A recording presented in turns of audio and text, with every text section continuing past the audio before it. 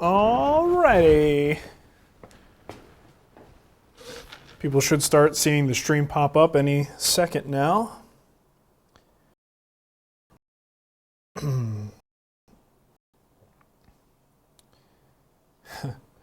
Thank you for all of the congrats.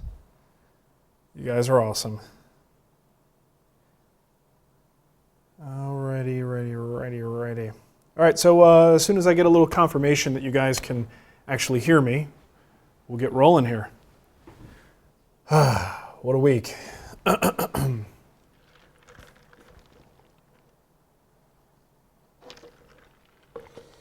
Ta-da! You know what? We should all just sit here and we should watch Sean on Periscope instead of doing this. What do you think? That sounds good to me.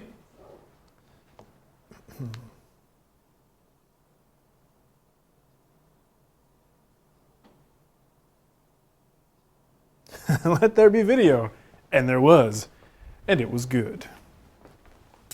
You know, I've been trying to work with supplemental lighting in here, and the one thing that's really screwing up my lighting situation are these saws. And actually any blade that faces this way, if I want to add any extra light, it tends to reflect that light something fierce in the video. I may have to move some things around. I kind of need non-reflective surfaces behind me to get the best shot possible, but you probably don't care about that. You probably shouldn't care about that. Who cares? There you go. Matt's got a great idea. I could Periscope me watching the chat room. Who wouldn't want to watch that?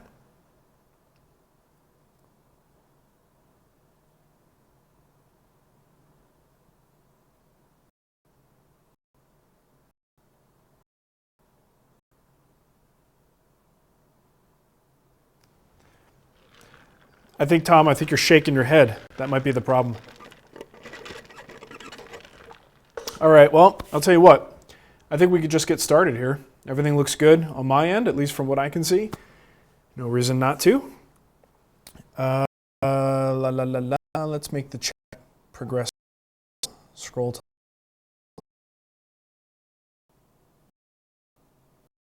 Okay. So, welcome. A guild meeting, getting some content. And I did have our little one, and again, she's early, just like Mateo was, almost to the day, around the same time, so we've got a little bit of a NICU stay. But you know what, having done it one time before, like there's nothing I would ever want to relive in that process. But the fact that we had it happen before is making this whole thing so much easier because we know what to expect, and we have a comparison based on how she's doing compared to how Mateo did, and she's doing fantastic. So we're actually, you know, unlike the first time, we're constantly just apprehensive and nervous and a little somber about the whole experience. This one is exactly the opposite. We're super excited, we're celebrating, and it's all good. Baby's healthy, mommy's healthy, and everybody is doing great. So, and Nicole now is what I would consider the coolest person in the world. Anyone who endures natural childbirth is partially crazy, but also awesome. So, all you ladies who have done that, good on you. That's incredible stuff. You want me to hang the saws at an angle? That could be interesting. Yeah, you know what, guys? Ooh, hold on a second. Why is that showing bad? Let me see. Yeah, I normally can see exactly what's going on with the connection here.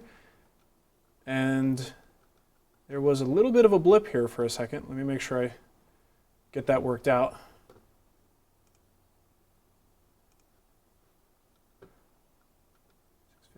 702.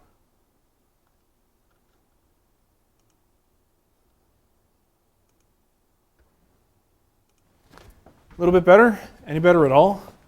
Sorry, I don't know exactly what's causing that. It's Friday night. We don't usually broadcast this time of night, so. Okay, well, let's just move on.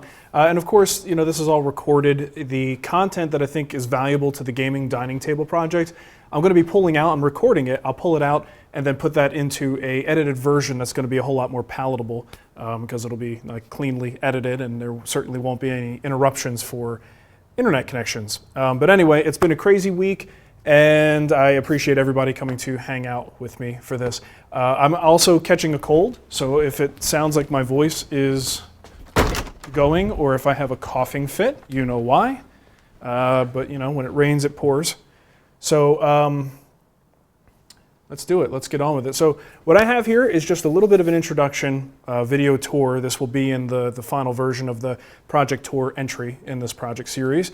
And it just goes through the SketchUp drawing. And this is a fun project because unlike other builds that we do where we know every detail, you know, we've planned it all out, we know every little thing. This is one that's a bit of a work in progress, and I want to keep the door open for just people to give their opinion about what they want in theirs and then have some way of letting other people know about it. This is one of those things that everyone is going to want something just a little bit different because we're not just talking about a table that you eat on. This is a multi-function table by definition. And even within that functionality, if you can say, yeah, it's gaming and dining, just the gaming aspects alone by nature mean, well, what type of games are we talking about here? That could dictate that you do different things for your table. So my goal is to kind of create something that's multi-use and a framework that could be built upon to suit the type of gaming that you might want to do on that. And this could be anything from board games to modern elaborate board games to role-playing games to even just putting puzzles together with your kids in a place like that. Or gambling with your children if you're into that. So here we go. I'm going to play a little video for you, and hopefully you will like it. And we'll come back and talk about it afterwards.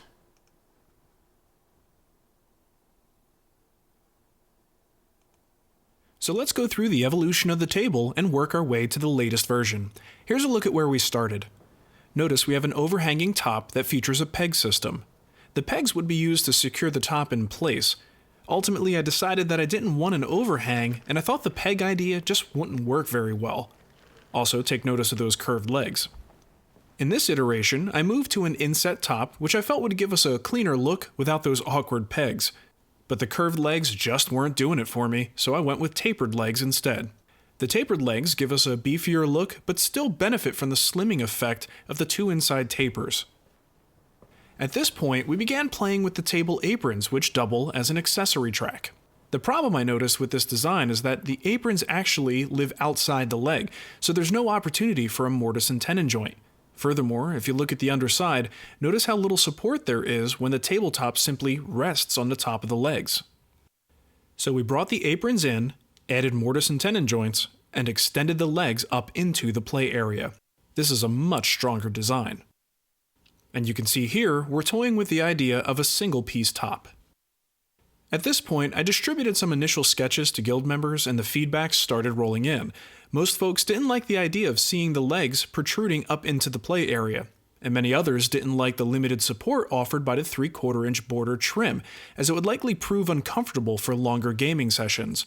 So here's what we eventually came up with. The top now features a beefy frame that gives your arms lots of support. I even added a fancy bridle joint to each corner that you can certainly leave out if you wish.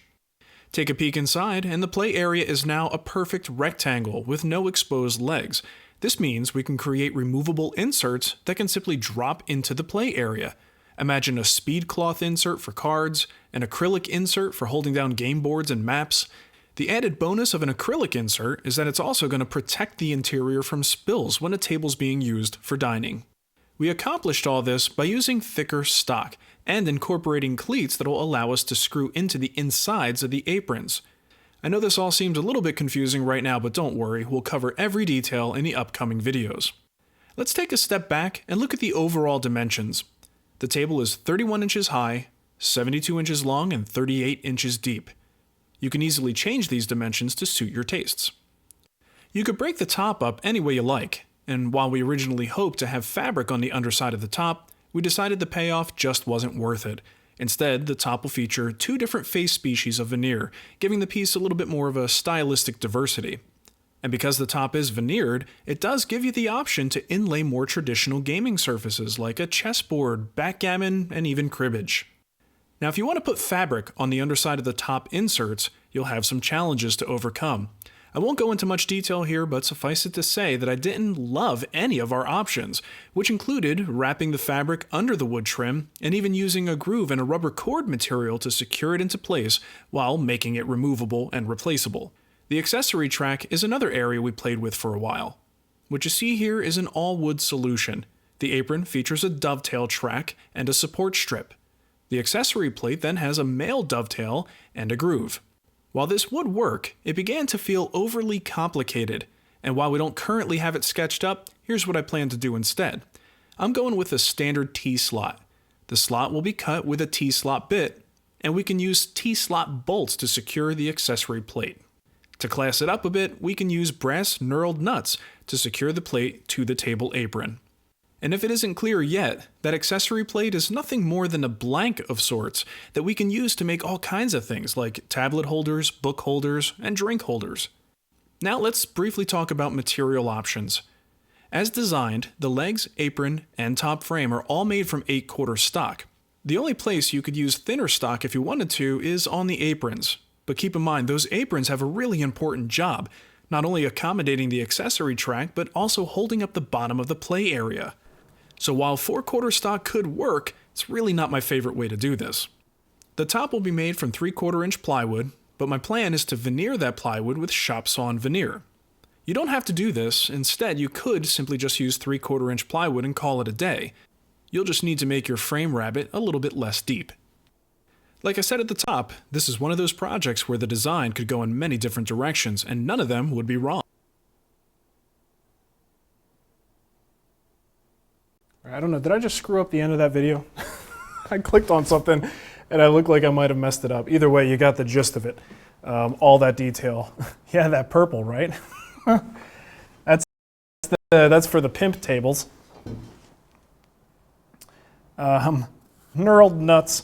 You know, I looked up knurled knobs, thinking that that's the logical thing that we would be using, but the key term to search for is knurled nuts. Who knew?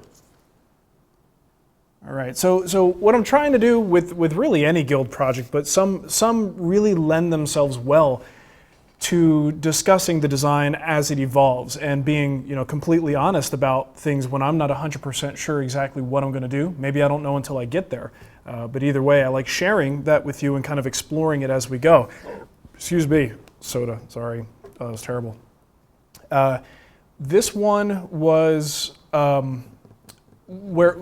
important for feedback. Like when I first put that first preliminary set of plans out there, I was just watching closely the feedback in the forum and as the feedback we got on the guild site too. And there were just a few things that really stood out that people were just insistent that they want to see these upgrades in it. So we went back to the drawing board and tried to figure out how we can get those things incorporated, but still satisfy what I was looking to do with this table. And hopefully you see we've accomplished some of those, simplified things where possible, but are really giving us, with those inserts, giving us the option to put just about any type of material in there. Also satisfying the water spillage issue.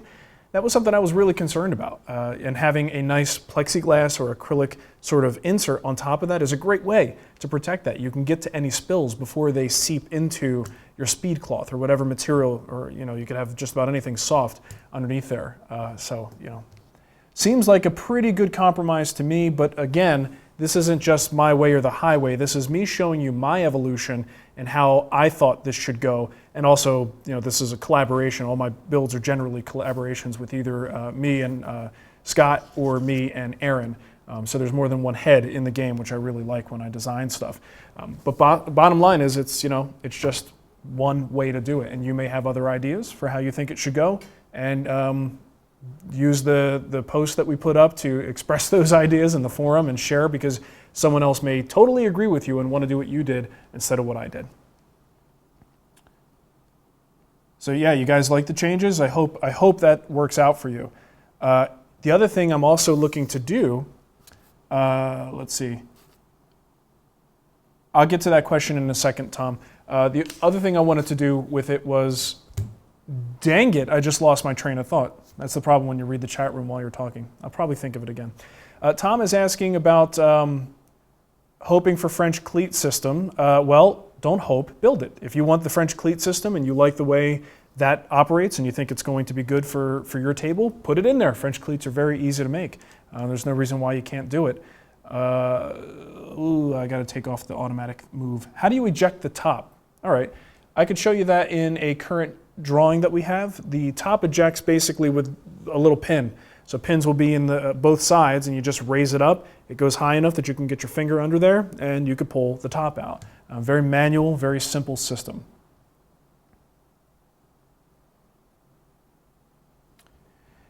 Yeah, Cameron, that's kind of how I felt. I like the idea of the dovetail track. You know, he says he likes the idea of going to a simple T track, keep it simple, stupid kind of concept, the KISS theory, right?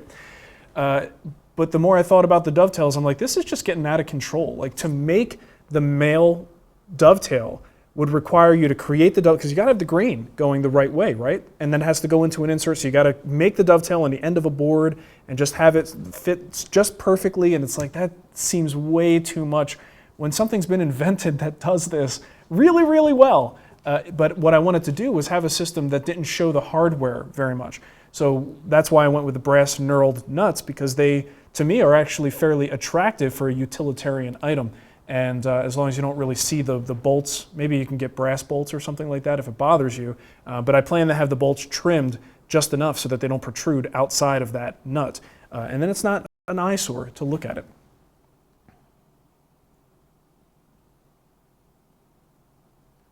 Let's see.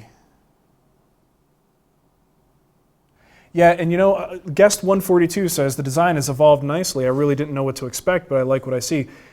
Here's the thing, normally we try to be a little bit more out there with this stuff, but we had Woodworkers Fighting Cancer came up around the same time, and then of course with my wife being pregnant and now the baby being here, it just, life knocks you around a little bit. And this project in and of itself is one of those that's really hard to nail down something everyone likes.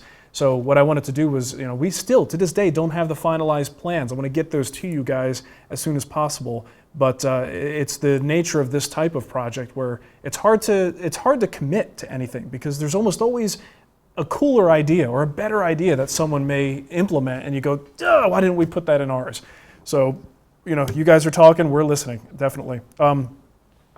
Another thing that I think is pretty cool is we put this little insert around the inside perimeter to make it a nice even triangle. Otherwise there would be a gap, like an overhanging gap, where if you're throwing dice or something, it could get underneath there so that you can't see it. So we thought it was better to just kind of box that all in. It hides the interior view of the legs, makes it a nice rectangle. But what it does create is a gap. There's a gap between that inner strip and then the outer cleat that screws into the aprons to hold that top in place. So if someone were so motivated to explore this, there's a possibility with that gap there to install maybe some battery-powered LED lights.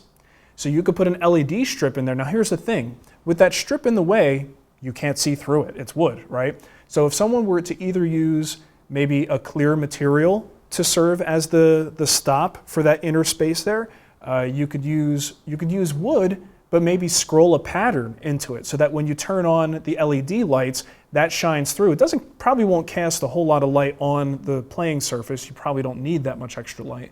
But what it will do is illuminate the inner perimeter of the table and give it a really cool look. And it's something that you could easily access from under the table if you have to change a battery.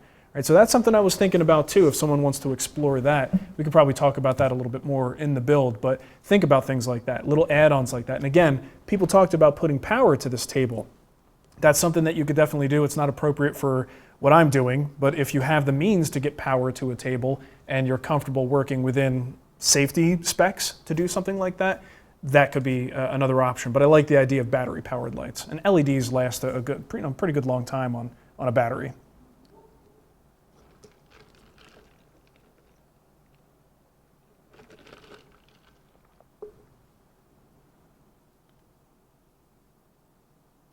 Yeah, the bridle joints, Tim, that was just a little add-on. I was looking at this, I'm thinking, well, you can go with a mitered frame. You could go with a butt-jointed frame. Both of those would look fine. But what would really kick this over the top and make this not your average gaming table that you'd find in a forum somewhere is to do some serious, decent woodworking joints on there. So there's no mortise and tenon here. We're just talking a classic bridle joint. And those are going to be beefy joints. We'll probably be cutting two steps, probably at the table saw, as well as probably the bandsaw would be a really good way to cut those. But we'll have to explore that when we get there, and probably a lot of chisel cleanup too. So it'll be a little bit of a challenge because it is really a big honking joint. But how great is that going to look, right? The SketchUp does not do it justice for what this thing is going to look like in real solid wood. So I'm super excited about that. But again, if someone's not ready for that, you could step down. You don't have to do a bridle joint. You could just do a butt joint. You could do just the standard miter joint there if you wanted to. All those would still look great. I noticed somebody noticed my daddy bracelet. Yeah.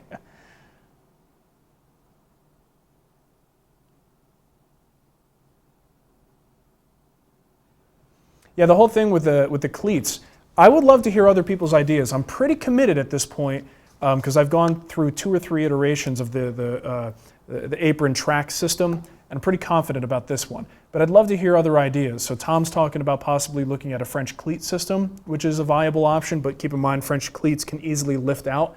That's the thing, they easily move. You don't have to unscrew anything, but that's the problem too, they easily move.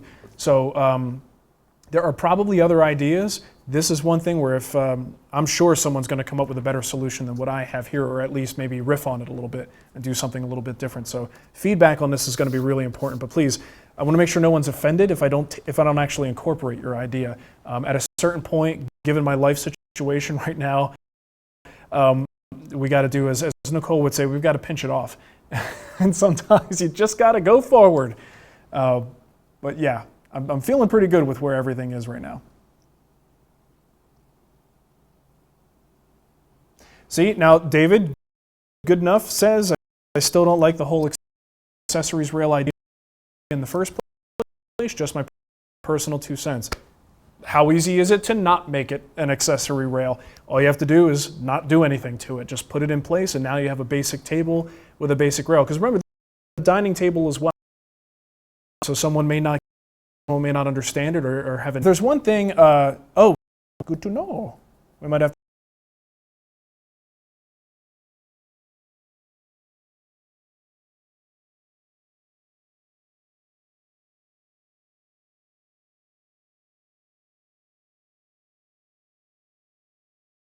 of the images I just showed you there showed oblong holes. We're probably going to make them circles just because it's easier to drill those with a Forstner bit. So there'll be access holes along the track. So multiple places along that apron, you could take an accessory plate, put it in, and slide it over, and now it's in place. You want to take it out, slide it back to that spot, pull it out, right? So you generally speaking, you're probably going to leave those accessory plates off the table for normal use.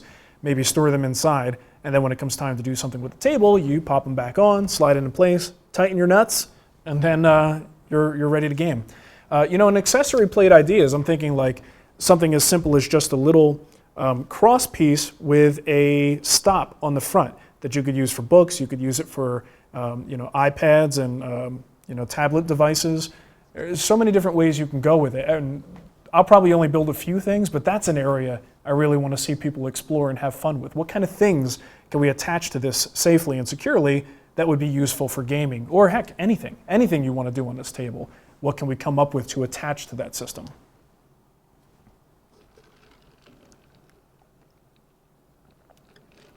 Alexander wants to know what material I'm thinking of using. Well, I've got cherry. And the reason I went with cherry is this is actually going to be a table I'm going to use in my house. So we wanted to go with something that would look similar, at least close in color to the kitchen cabinets. And that is a cherry-ish color. Technically, the kitchen is a maple that's been dyed. But I like working with cherry, and that's what we're going with.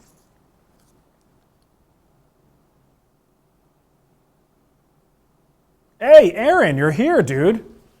Where you been, brother? I will let you know that in the course of this design, Aaron talked me out of the top frame and then came up with a brilliant way to maintain what we originally wanted to do with a thinner frame on the outside that I just couldn't see it. It wasn't there for me. My brain couldn't find the solution.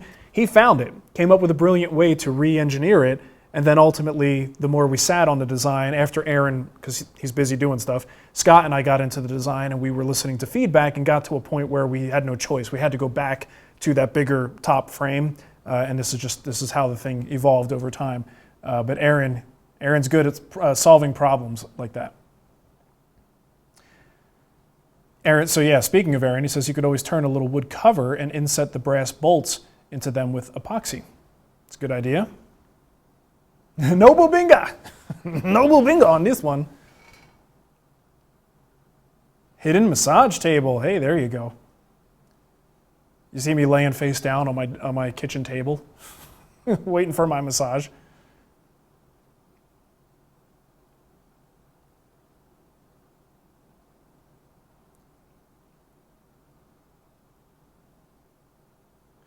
Josh, did you see that okay, here's the thing. Questions are coming fast and furious. I'm way behind on these questions. My apologies. Josh asked, did I see the bridle joints are a little proud at the ends? Yes.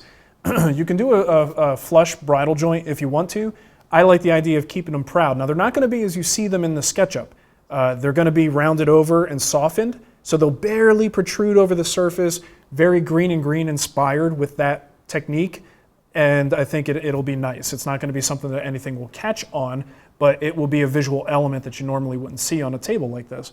By the way, download, if you guys go to the center for this project, for the gaming dining table, download the most recent plans. And I also just sent an email out that has the most recent SketchUp plan.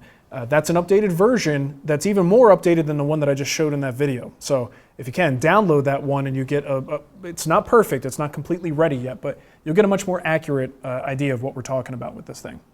Well, you guys are talking about LED here, so I'm gonna have to zip down.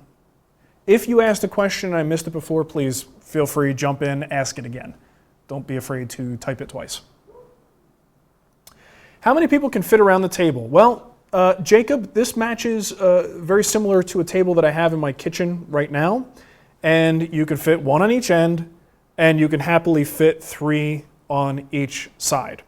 Okay, happily, it depends on the size of your family. Obviously, if it's larger people, you're probably going to want to fit 2 comfortably, but we can fit 3, and a lot of times it's a kid who's that third person there, right? So without any question, this table is going to comfortably fit 2, 4, 6 people. But I think you could, if you have family over or you have a big family, you could certainly fit 8 there if you needed to. Average fat Americans. But I think you could probably pull off 8 there.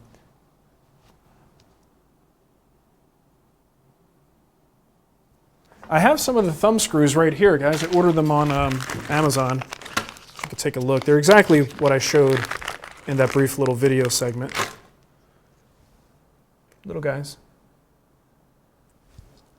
See? Not too bad, not too fancy. There may be better options out there. You had a turd, right? You got another option too. They do make brass knobs that have the threaded post on them.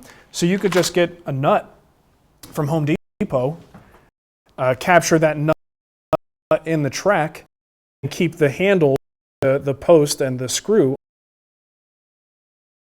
the other way, so with a loose nut in the track somewhere. I don't use the paid version of SketchUp, Timothy. I use SketchUp Make.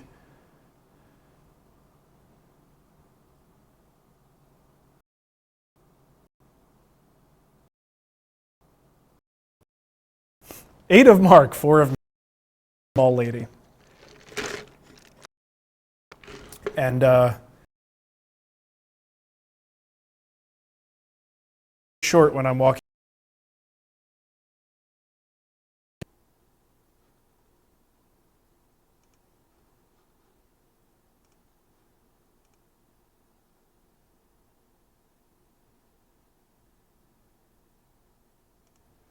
I just started and stopped the stream. We should be back now.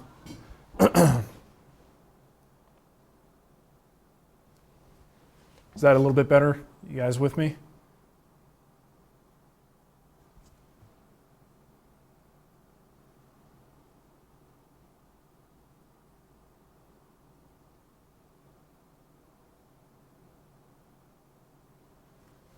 Okay, someone asked about removable legs.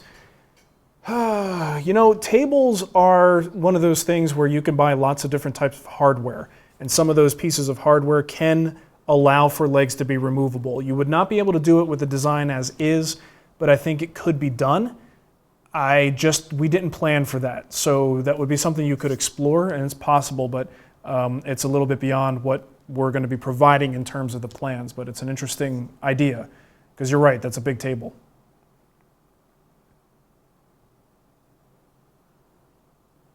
Much better. If that happens again, I'll keep monitoring it. If it happens again, I could always do that reset again, and hopefully that'll fix up our issues. I don't know what the heck is going on with that sometimes. Honestly, you know what happens? Whenever I play video, like pre-rendered video, and I pull that into the stream, like the demo that I played, that for some reason seems to jack it up. And I had a cute video of my daughter that I filmed today that I was going to show you guys too, and now I can't show it. Maybe I'll show it before we finish, so if it screws everything up, then it won't matter.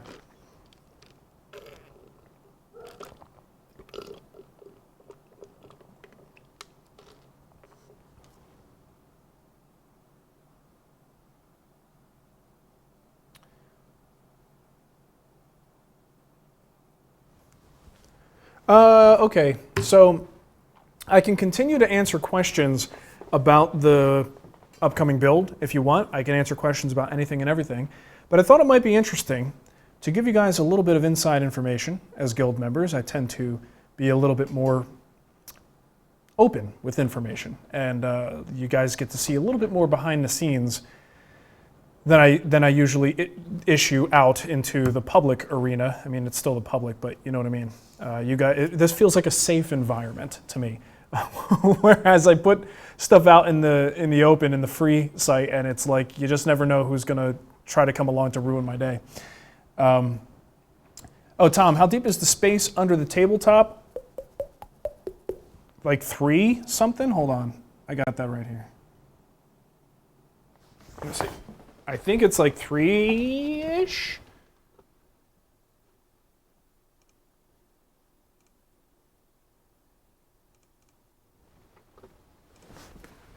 All right, where are you?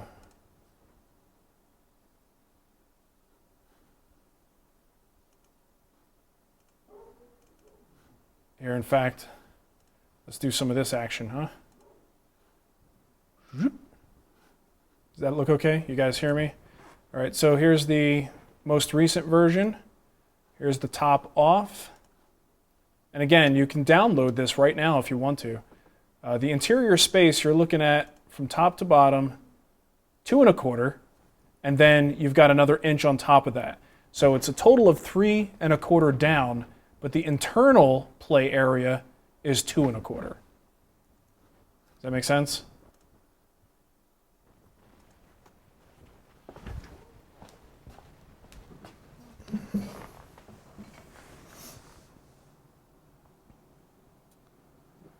Yes, once again, I am with child.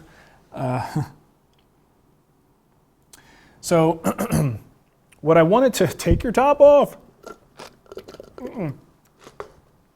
What I wanted to talk about was tools. Someone asked about non-festool things, and I've talked about this a couple times out there on like Periscope and in a few different arenas. And I've got a whole bunch of non-festool tools in the shop right now. And you know, it's a business thing. It would not be smart of me to disparage any company who decided not to work with us anymore, because that's just how business goes. I don't begrudge them anything, but there is a point where you have to move on, because I also run a business and have decisions to make in that regard. So a lot of the festool stuff that I have will be finding new homes. We are moving toward, I guess you can call it just your regular construction grade brands. I've said for years that there are certain festool tools, and any of you guys, especially guild members, you guys email me about festool all the time. I can wholeheartedly say my answer is almost always the same and consistent, and that's there are a few game changers when it comes to festool, and not all of them are game changers. So what I'm doing is paring down my collection to the things that I think really make a difference, and everything that is what I would consider a non-essential. It's an essential tool, but it doesn't getting the Festool item doesn't necessarily equate to that many extra $100 worth of more quality, right? So it's not that, like for instance, their drills, perfect example. It's not like they make bad drills. Their drills are fantastic. But when you look at the price you pay above and beyond other drills on the market, are they worth that much more? That's a harder thing to justify. Now, if you're in the Festool family and that's just what you're into, then yeah, it's going to be fine for you. You're going to have a great drill. But if you are looking to save money, and that's your ultimate goal, and just get the job done with tools that just work, there are other brands out there. So what I'm doing, first and foremost, is trying to find a new router set. I'm not going to be using the OF 1400 anymore. I will be moving to one of the above. I've got a Porter cable. Crap, I just dropped a bunch of collets on the floor. Porter cable, right here. Now, mind you, these are all those kits that come with the fixed base and the plunge base. Reality is I'm not going to use the fixed base at all, if ever, but I have them. So I wanted to buy something that most of you would likely buy if you were in the market. So I've got the Porter cable. I'm not going to take all these out, but I'll show you a couple. I picked up the Bosch right here. Boom, boom. I've got a DeWalt set down there. Now, actually, I think that's all I have. Bosch, Porter cable, and DeWalt. And I also picked up the Makita and the Milwaukee. Now, the reason I'm doing this is because I wanted to look at these tools and see if I could determine in this category which one of these works best for someone like me. I'm not interested in running these over with my car. I'm not going to drop them off of my roof. I'm going to use them like a person who, takes care of their tools in a one-man shop.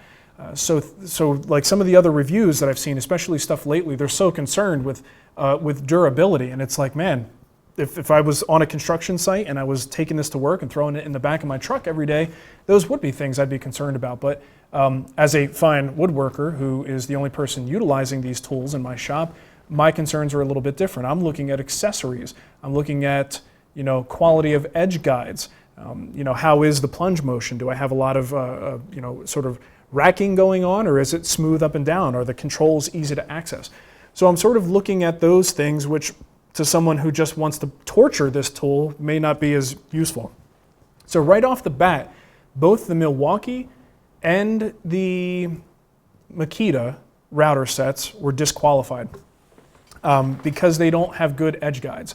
The Milwaukee is impossible to find. I don't even know if it exists anymore, the edge guide for that router.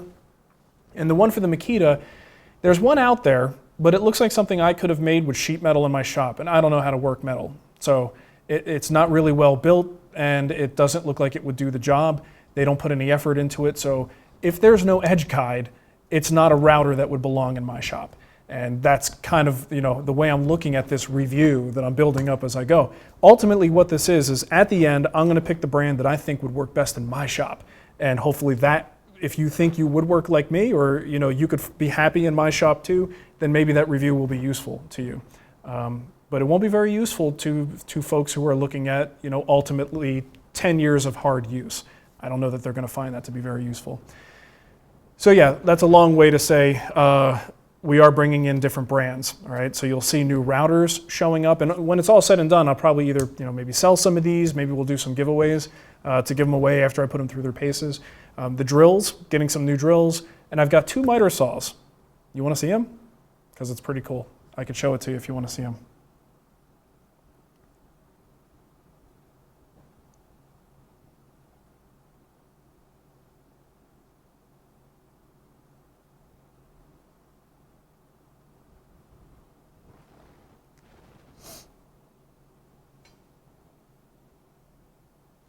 Oh, Festool items that I consider my desert island tools. The TS55 is still on my list, and the Dominoes. I think those are going to be hard. I would be very, very upset if I had to not have those in my collection. And the TS55 was actually the first Festool I ever had.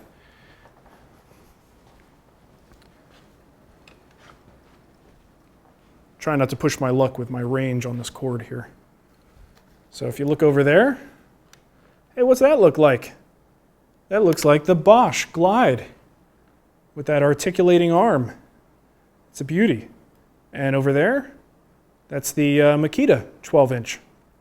That's what I had in my shop prior to the Capex that was actually stolen out of my shop. And I miss it. So, kind of going through both of those, putting them through their paces, and once again, when it's all said and done, we'll be selling. I mean, a lot of this, this is obviously all out of my own pocket. It'd be nice if I could recuperate some of the funds for that, but I also wouldn't mind doing some giveaways.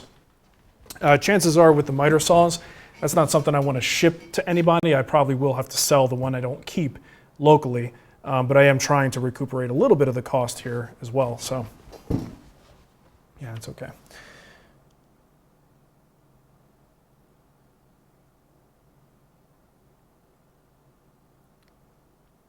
Is that, yeah, hopefully you got a good enough view. I know it's kind of far away.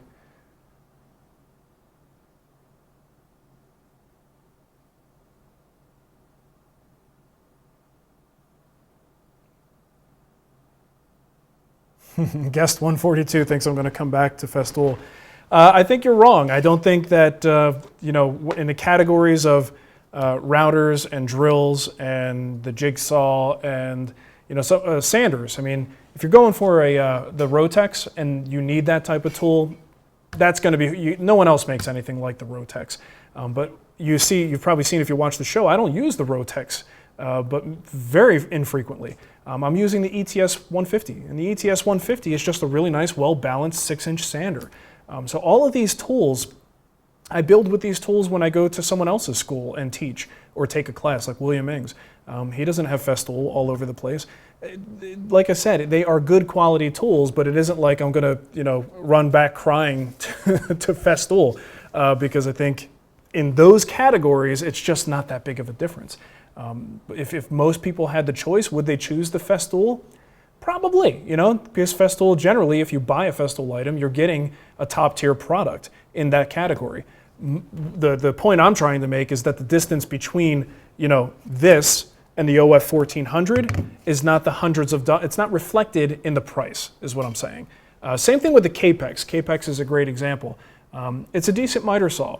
Is it $700 or let's say twice as much the amount of money better than the Bosch or the Makita? No.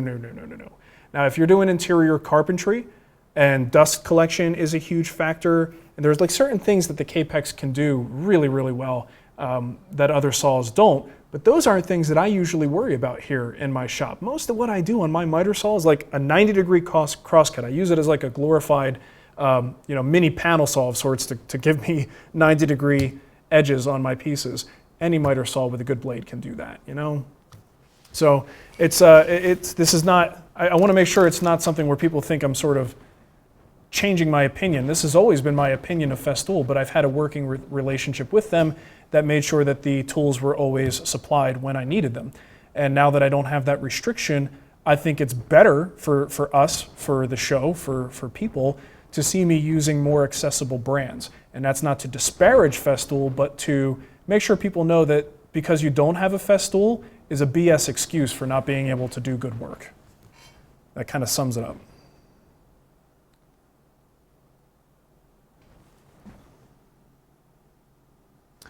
Isaac says, "Hi Mark, I'm building a gaming table myself and I plan to use 3/4 marine ply for the bottom and line it with a removable layer of neoprene mousepad material. It comes in tons of colors and many different thicknesses. It should make spills worry-free and to clean up. Just thought I'd catch you. Hey, that's a cool. Yeah.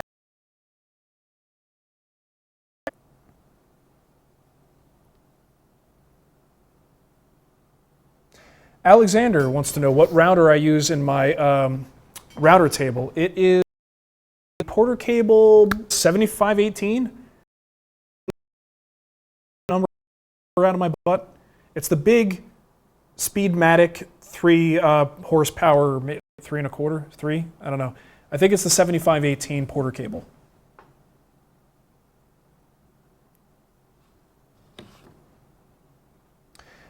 Cameron wants to know, build question, pocket holes, a joinery option for the stretchers and plywood base mounting, or not strong enough for this type of application?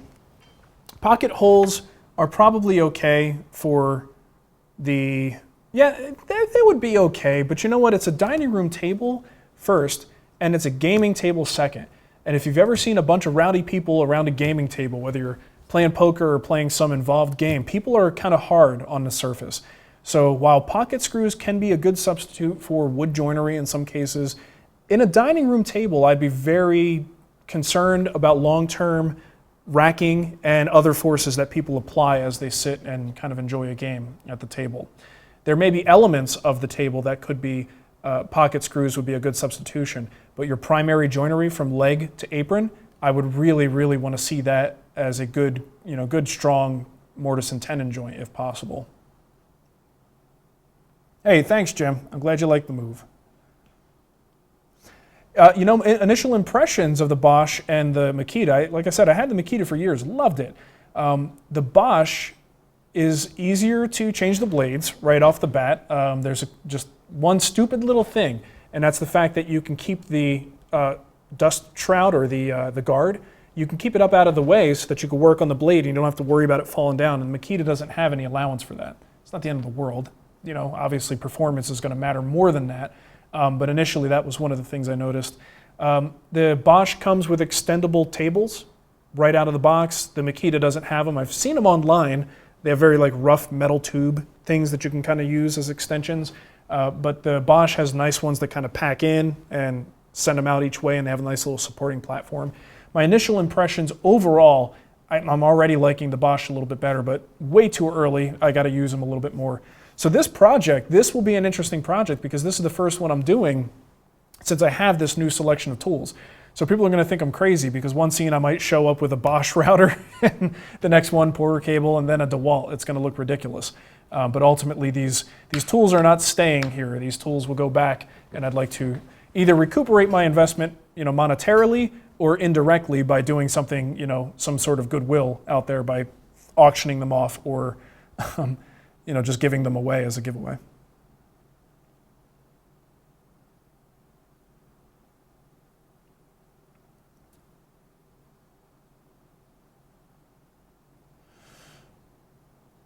Catching up on questions, sorry. Yeah, other forces like drunk people.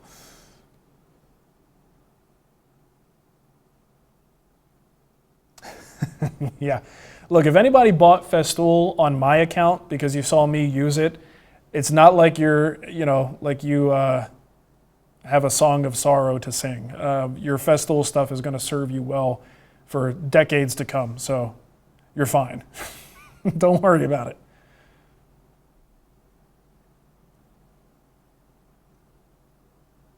And and the thing is, like I said, I don't want to disparage the company, but things changed, and unfortunately, it left a really bad taste in my mouth. But again, it's business, but it was crappy business that led to this. In the past, they've never really paid for the privilege, quote unquote, to have their tools on the show. It's always been a advertising relationship where they just courtesy send us tools that we're free to use, and I kind of just used what I like. But like anybody, if they're sending you stuff and it works good, works really well, why would you not use it? And that's what it came down to. So this now boils down to what do I truly want to use, and what other brands do I want to explore so that I can have some informed opinions to share with other people when they ask me about these brands. For instance, right away, if someone asked me, should I buy the Milwaukee, the Makita, or the Bosch? I could, just from this limited experience I have, I could say buy the Bosch, because if you don't have a good edge guide with one of these other companies, you're going to have to either buy an expensive aftermarket edge guide and try to make it fit with that, or you're just going to have to go without. So to me, those brands aren't even on the menu right now. No matter how good of a router they are, if it doesn't have a quality edge guide, you're dead in the water, right? So that's something I didn't know until I did this little experiment. So I think overall, it's good for me to be able to give people advice. I used the laser on the Capex quite a bit. It was pretty good. And but if I was really doing a sensitive cut, I'm bringing the blade down anyway. I want to see exactly where that tooth is going to be. But it would save me time for fairly rough cuts, because then I wouldn't have to bring the blade down at all. I just see where the laser is and cut. So laser is good, not an absolute requirement. Makita has the laser. Bosch, no laser.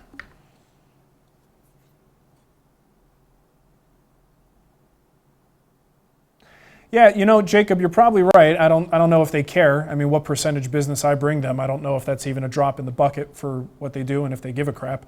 But I'm sure, there will be people who are kind of annoyed by it. I don't know. There's already people annoyed at me for doing this. And it's like, I don't know why my choice in tools would annoy you, especially if it's me that's making the conscious decision to what most folks would see as downgrading.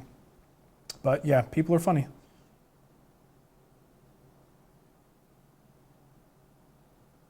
Why are you actively removing your Festool tools instead of replacing them as required with other brands? I don't see the difference between those two things. It's not like my Festool stuff is just going to break and then I need to replace it. If I'm waiting to replace it because of a need, it will probably be a decade or more before I hit a point that something breaks. So this is actively removing because I don't feel like they deserve to have every one of their tools seen on the show. The tools they deserve to have seen are the ones that I think have earned their place in my shop when no money is involved in the transaction. Does that make sense? Yeah, Jim, the Bosch miter saw, you're right. That's that and the Capex, as Diami was quick to remind me on Wood Talk one day, that the Bosch is the only other saw, along with the Capex, that has the up against the wall sort of feature. Every other sliding compound miter saw requires a much deeper footprint because you have the bars going forward and back. But both the Capex and the Bosch have a unique design that puts all of the motion forward, which is kind of nice for folks in a small shop. It's pretty good.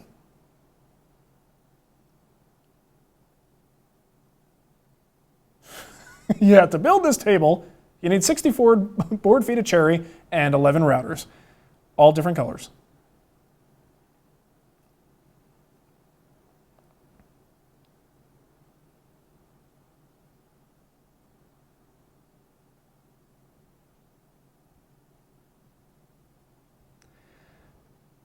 Okay, keeping up with the questions. I didn't look at Hitachi. Michael, some of the brands just kind of slipped through. I went with the ones that I just in the industry have seen used a lot that are woodworker favorite brands. Not that there's anything wrong with Hitachi. I'm sure lots of people use Hitachi, but Hitachi's just never come across my radar as a brand that I have any experience with or have heard anyone really talk about much. So there are a couple brands that would have slipped through, but realistically, how many routers can I buy and have in my shop? I've got my hands full now just trying to give each one of these a workout. I'm not trying to do a fine woodworking style review. I really want to use them for a few months, and if I add another, any more router sets, I don't know how long it's going to take me to actually get through these things. So I kind of just went with what I consider to be like the top obvious choices.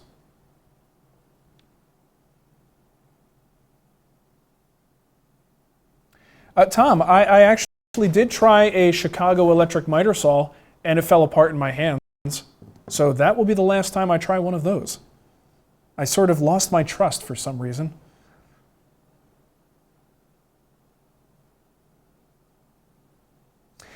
Randy is asking about the Easy One tools, track saws and track routers. The Easy, is that the Eureka Zone stuff, right?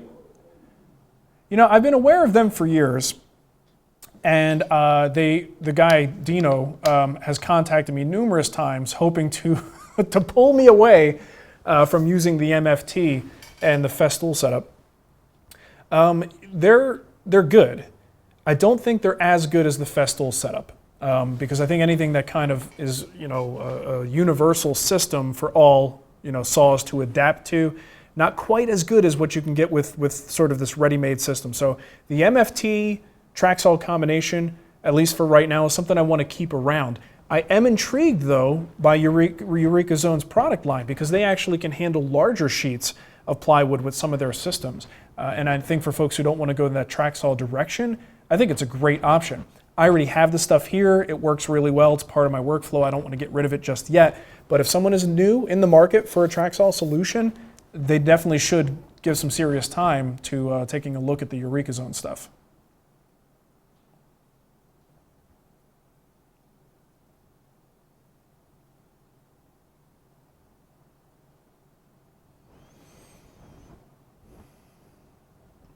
Huh. Well, and here's the other thing. Some people like to hide their brands. That's too much work. I care, but I don't care that much. It's not like, if Bosch gets a free plug because I start using their stuff, okay, you know what that might do later is it might cause them to come in and be a sponsor of the show. I don't really believe it's necessary to white things out or put tape over labels, because guess what? If I put tape over this, do you know what tool that is? Yeah, it's probably obvious to you. I don't know. I don't want to work that hard to block out brands like that. Never used the Triton, Mike. But at 3.5 horsepower, yeah, that sounds like that's a biggie. That's a big one.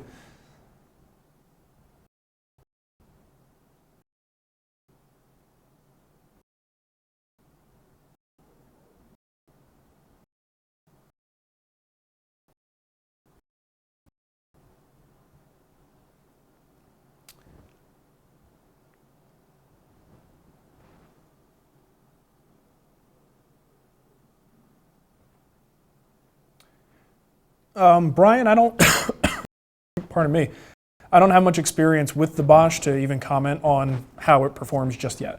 Somebody else, I'm sure, in the chat room does.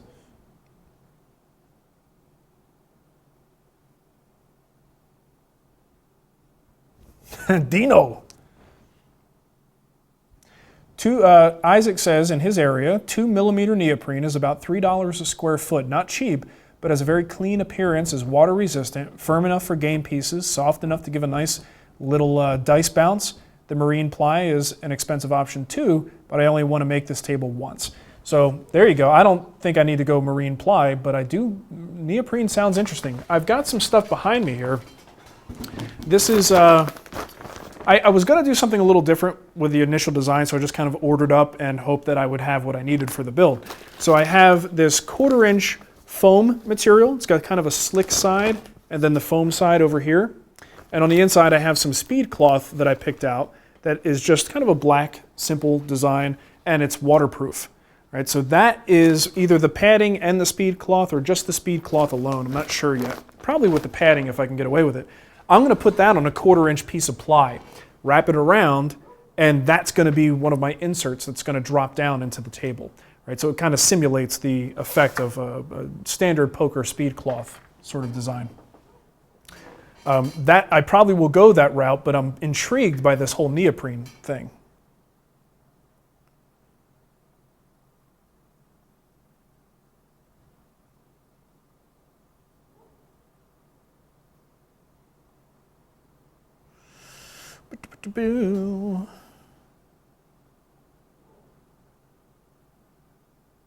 Felt back neoprene, nice for card tables too. The give in the neoprene makes picking up cards easy. There you go. We're not much for card playing, but I know that's one thing that I want to do, make sure that this table accommodates very well, is card playing, because I know a lot of people will do that. So I like these ideas, keep them coming. Any idea, Canuck Otter wants to know, any chance you might do a dice tower accessory for the table? We can look into it. In fact, we might even do, like in the forum, some kind of a suggestion box for accessories, because I think we may do a little bit of a think tank on this one to see how can we get an accessory plate on it? Like, how do we get it to work with this table? So there may be things that we have to kind of re-engineer to make sure they get onto that plate and then safely onto the accessory track, if possible. And then if it's something you want to build as an accessory that has nothing to do with the track, then fine, we can certainly do that too. As always, we will try to get a lumber kit for this. One thing I'm sort of struggling with is I really want to use 8/4 throughout. And because the reason I want to do it is because that 8/4 is partly why we're able to do some of the things we did to make the changes to the table. Originally, I wanted to go at 4/4 for the aprons. I just don't feel like that's beefy enough, especially if you're going to do the accessory track. If you're not doing the accessory track, you're okay. But when you cut multiple grooves to this thing, and then you have that center underlay, the bottom of the gaming compartment that's in a dado or a groove on the inside, That's a lot to ask of a piece of 4/4 stock. So I feel much more comfortable going with 8/4. I'll be able to mill it down, so it's probably going to end up at about 1.5 inches thick. And I think that's the best solution. That's the thing I really want to get behind. But we will show in the drawings, we're going to have a plan that will show it with 4/4 if you want to go that route. So that's one thing with the Bell Forest kits is we're trying to figure out what are we going to do. If it's just all 8/4, Bell Forest doesn't ship the plywood. So we could probably do an 8/4 kit really easily for this. And then you just have to source your plywood locally. So yeah, that's on its way, but because the plans aren't finalized, I can't send something to Bell Forest to have them finish it and get the plans ready. So this one, just because again, my life circumstances right now, things are a little bit delayed, but we're gonna get on it as soon as possible.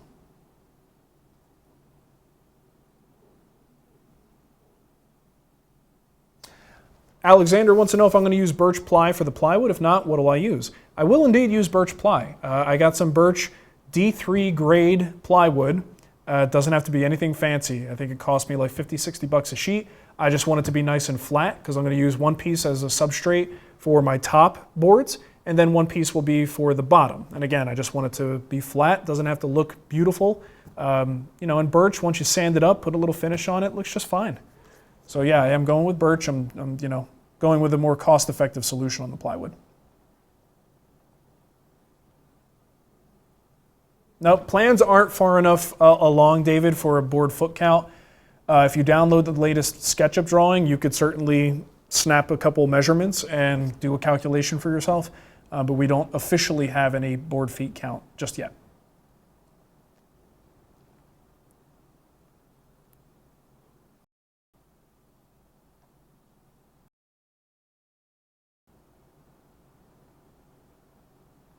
Heard you guys talking about BS grade plywood. No BS here then? No BS. No BS for me. You know, I really, as far as water is concerned, one of the really wanted that to be like a soft material, and that just turned out to not really pan out. I mean, every solution I came up with was like this, I don't think this is going to work. This just doesn't make sense, or it's going to absorb water, or it's going to allow water to penetrate through into the bottom compartment. It just was not working out. So that's why we abandoned that idea. But that's what I love about these inserts. You know, even if I use a waterproof speed cloth, it's still nice to know that I've got plastic, something completely impervious to water or iced tea or soda or whatever someone may spill on this table, so that if it does seep through, we just quickly wipe it up, get the bulk up, pull the leaf up, clean up the shiplap that's in there, and then clean anything that's spilled on the interior. And then this way everything's completely protected. A couple of people brought that up in the forum, and it really hit me when I first read it. I'm like, damn, you know, they're right. There's too much risk of spilling, and I've got a 4-year-old and a baby now, so we've got many, many, many years of crap being spilled on a table, and I need to be able to counteract that. Also, I was concerned initially because the bottom of the table, the plywood, my initial draft of the design had the speed cloth permanently attached to the bottom. Okay, maybe in a house full of adults, you might be able to get away with that, but at some point, I'd imagine, with kids in the house, we're going to want to replace that material on the bottom. Otherwise, it's just going to be an eyesore. It's going to start stinking. Like, who knows what's going to be in that thing? Even if it's waterproof, I imagine at some point it's going to be a problem. So that's why this insert idea I thought was just brilliant, because you can put a nice coat of finish in the bottom that's going to protect the wood, and then everything from that point on is an insert. So if we damage the speed cloth insert, you make a new one. I mean, you'll be out a few bucks, but it'll be brand new, you know? I think is a good solution.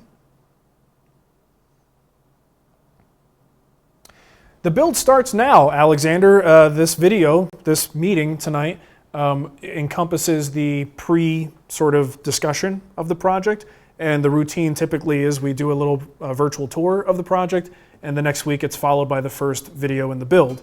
First video in the build is typically lumber selection, layout, and cutting the parts down to size, and the initial milling. So it's not the most exciting thing, but that's, you know, we build the projects the way that you build them in your shop.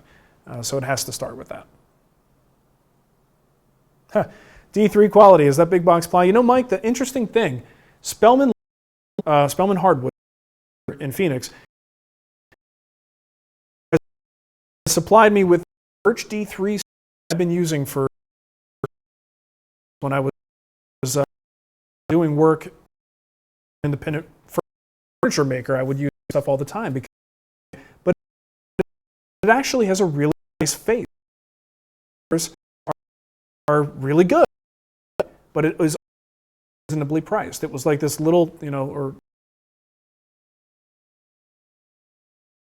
what I thing. You don't have to do this, all right? So this is just something I want to do because actually to the pieces together to make a panel. Then be veneered and glued on the 1/4 inch substrate. I'm doing it that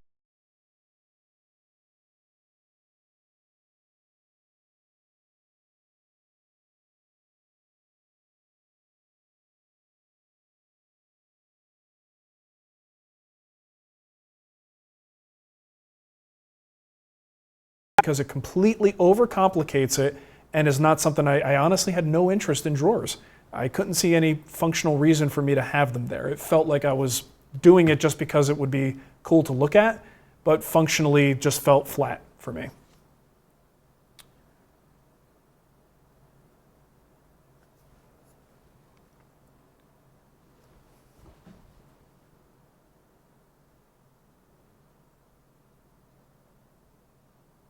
What is going on with the feed tonight? Sorry, guys.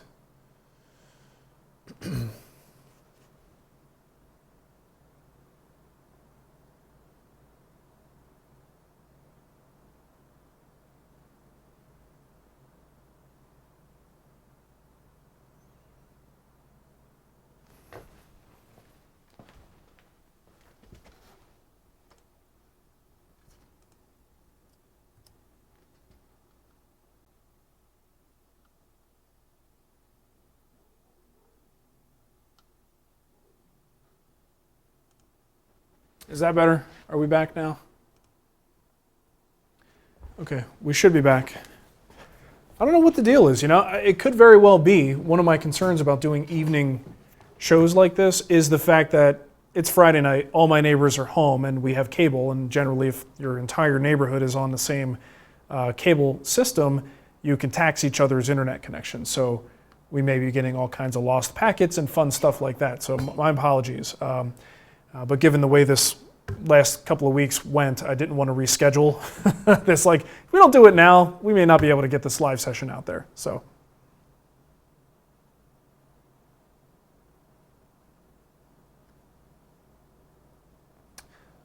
Yeah, I read the chat, so I don't sit here and just talk to myself the whole time. Although that would be a lot more entertaining. So you know what? I think we're going to wrap things up here. If you have any other questions, of course, shoot me an email. Let's talk about it in this post. I don't know how good this live stream is going to be. I was going to post the whole thing in the guild meetings area, but if it's crap, I'm not going to. The good thing is, if you missed something I said, I did record it, and the stuff pertaining to the table, I'm going to chop it up, an edited version of the project tour, and put that into the gaming dining table area, so you'll be able to get to that very soon. But yeah, anything else before we go?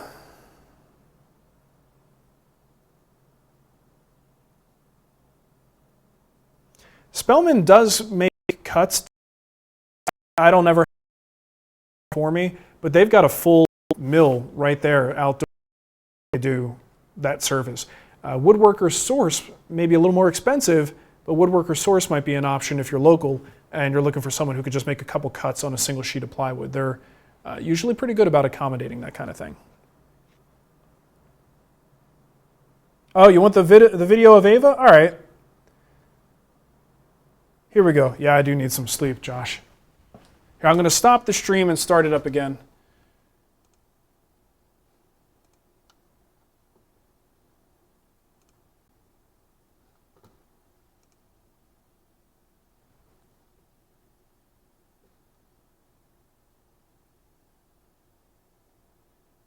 Okay, sorry. I'm glad we're stopping now because this is getting worse before it gets better. Thank you everybody for coming. I'm going to close out with a little quick video of my daughter that we took today as she was falling asleep and we're trying to get her to eat, and all she wants to do is sleep, and she's adorable.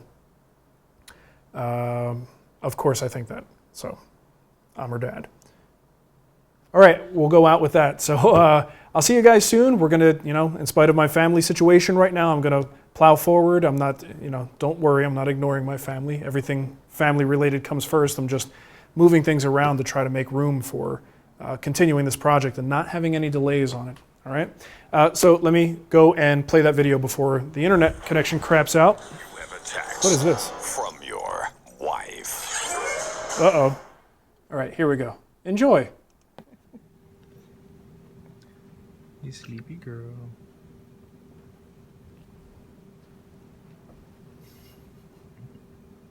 Hey, Dad. What's up?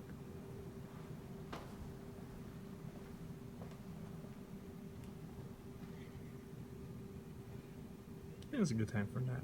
Mm-hmm.